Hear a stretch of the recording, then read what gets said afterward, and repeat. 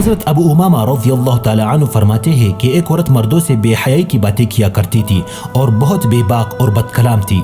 एक मरतबा वो हुजूर सल्लल्लाहु अलैहि वसल्लम के पास से गुजरी।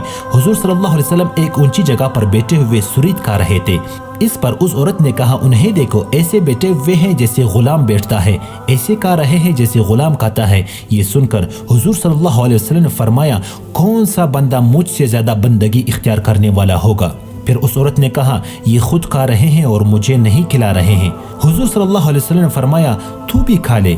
उसने कहा, मुझे अपने हाथ से अता फरमाइए। हुजूर सल्लल्लाहु अलैहि वसल्लम ने उसको दिया तो उसने कहा, जो आपके मुंह में है इसमें से दे। हुजूर सल्लल्लाहु अलैहि वसल्लम ने उसमें से दिया जिसे उसने खा लिया। इस खाने की बरकत से उस पर शर्म व हया गालिब आ गई और उसके बाद अपने इंतकाल तक किसी से बेहयाई की कोई बात न की। अल्लाहुम्मा सल्ली अला मुहम्मद व अला आलि मुहम्मद।